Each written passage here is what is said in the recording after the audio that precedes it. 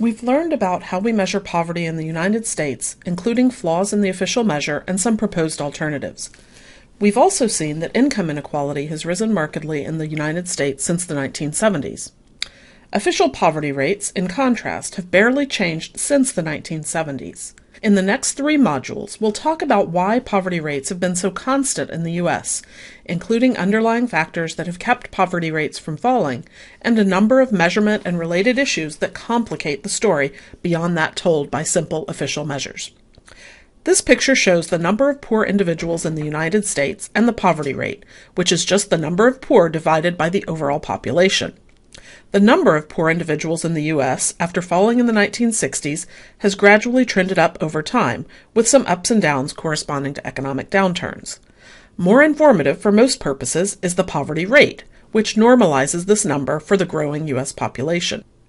As you can see, the U.S. official poverty rate was at 15% in the late 1960s, and in 2010, following some ups and downs, was again at 15%. The poverty rate stayed very close to 15% until 2015, when it fell to roughly 13.5%. The constancy of the poverty rate is surprising for a number of reasons. First, the 1960s were the beginning of what was known as the War on Poverty, in which many safety net programs, policies aimed at providing a variety of forms of assistance to the poor and reducing poverty, were introduced or expanded. As of today, many of those programs have been in existence for more than 50 years. On the surface, it's reasonable to expect that after 50 years of anti-poverty programs, we would see a decline in the national poverty rate. A second factor that may deepen the mystery of why poverty rates have remained close to their 1960s level relates to the performance of the broader U.S. economy over the same time, decades of economic growth.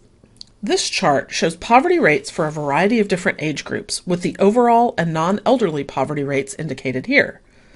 The figure also shows, in blue, the trends in per capita growth in real gross domestic product over the same period.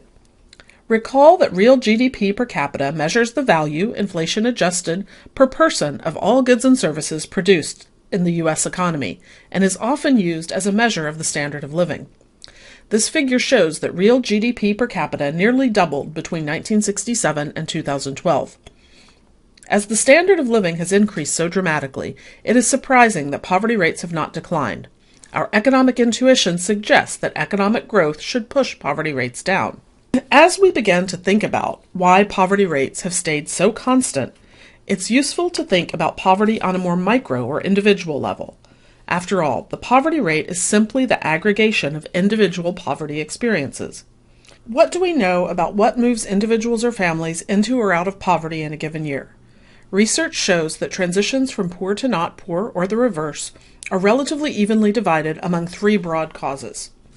First, changes in family structure, primarily moving between having a single-parent household to being in a 2-parent household and vice versa, often change a household's poverty status. Second, many leave poverty when they have a substantial increase in earnings, often coinciding with an increase in hours of work or a change from non-employment to employment. Third, increases in other income, such as income from transfer programs or non-work-related sources of support, can be critical to moving people out of poverty. These points are very simple, almost circular. Of course, income has to rise or family size has to change to alter a family's poverty status. Still, this helps us focus on 3 factors that do a lot to explain the pattern of the U.S. poverty rate over time. First, let's consider the role of family structure and changes in family structure over time in driving overall poverty rates. As shown here, the poverty rate for families headed by a single mother was 31% in 2014, compared to a poverty rate of just 6% among 2-parent families. There has been a very dramatic increase in the percentage of individuals residing in single-parent households in the U.S. since the 1960s. The overall poverty rate can be expressed by multiplying the fraction in a given household type, such as single-parent families, by the poverty rate for that household type, and summing over all household types. This table shows us these 2 elements of the poverty rate for a decomposition of the U.S. poverty rate at 2 points in time, 1967 and 2003. We can use these percentages and poverty rates by household or family type to show how such a decomposition of the overall poverty rate works. To arrive at the overall poverty rate for 2003, we simply multiply each number in the column labeled 1 by the poverty rate for the column labeled 2 and add up those products. This produces the overall poverty rate in that year of 12.8%. Even more usefully, however, we can also use this approach to calculate a counterfactual poverty rate for 2003 that shows what the overall poverty rate would have looked like if only the distribution of household types had changed since 1967. This is done by using the fraction in each household type from 1967, but multiplying that by poverty rates from 2003. This will answer an important hypothetical question. What would the overall poverty rate have been if only family structure changes had occurred, but poverty rates for each family type had remained the same? To calculate this counterfactual poverty rate, multiply the fraction in each household type from 2003, the column labeled 1, by the percent poor in each household type from 1967, the column now labeled 3, and add them up.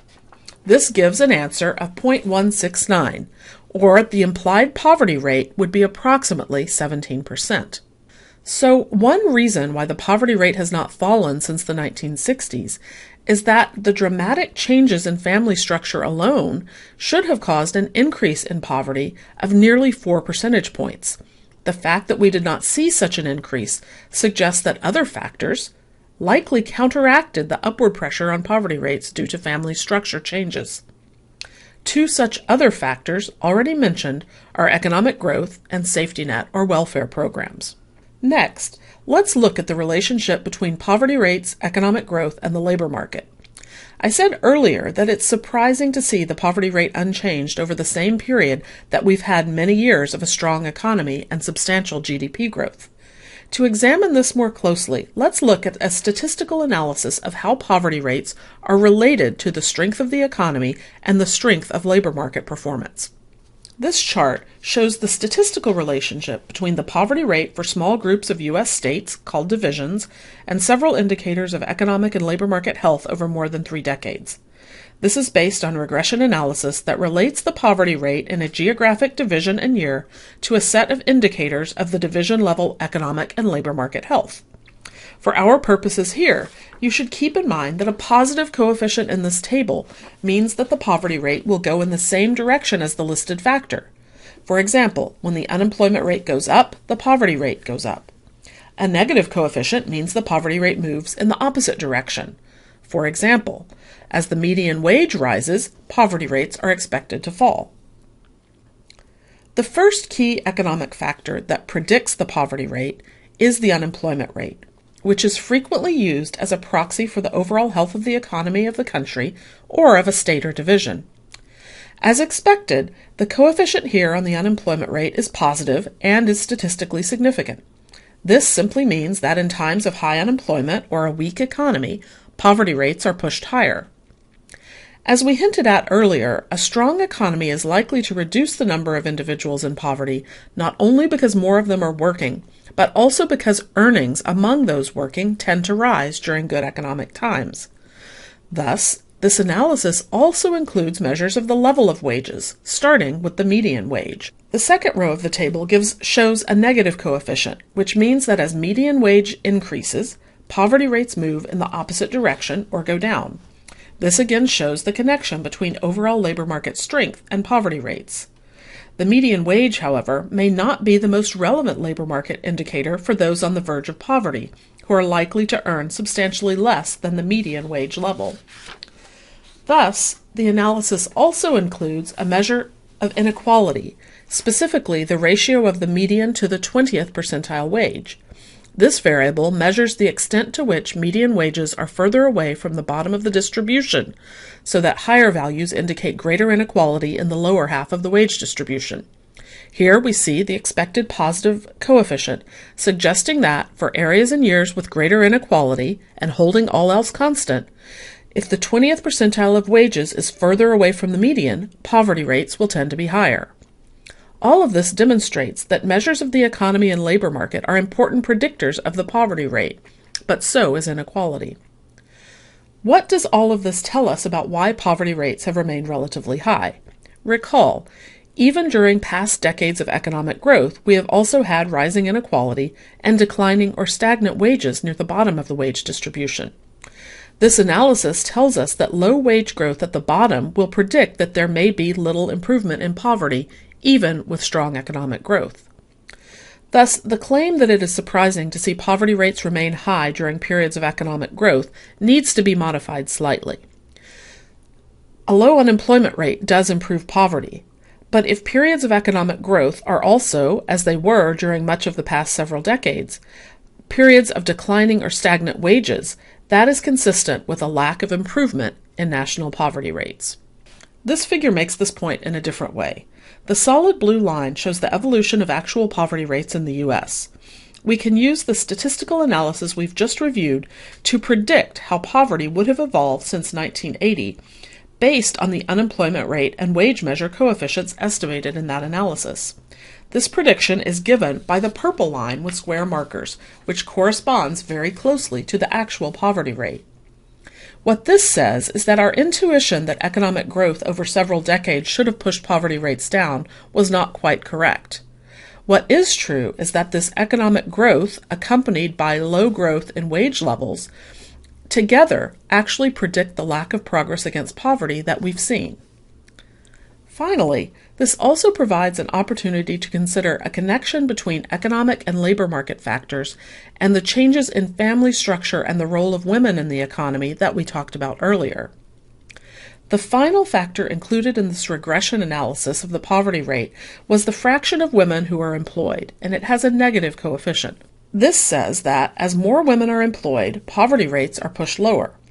This makes sense if you recall the high probability that families headed by a single mother will be poor. An economy in which more women are employed reduces the poverty rate, partially by reducing the rate among employed single mothers. If we return to our predicted poverty rates based on this analysis, we can see the implication of this final point about female employment. The bottom dashed blue line shows how the prediction about poverty rates changes if we also include the rate of women's labor force participation as part of the prediction. Once we do this, the predicted rate is somewhat below the actual poverty rate over time. This says that the movement of more women into the labor force and employment predicted a small decline in poverty rates. The fact that we did not see that decline likely relates to the first issue we considered, the fact that more and more of these female earners were heading households in which they were the only earning adult, which of course tended to push poverty back up. To summarize what we've covered in this module, first, the presence of 2 adults in any household makes it easier for families in the U.S. to avoid poverty. As a result, we saw that dramatic increases in the number of single-parent families in the U.S. over time, holding all else constant, should have pushed poverty rates up substantially.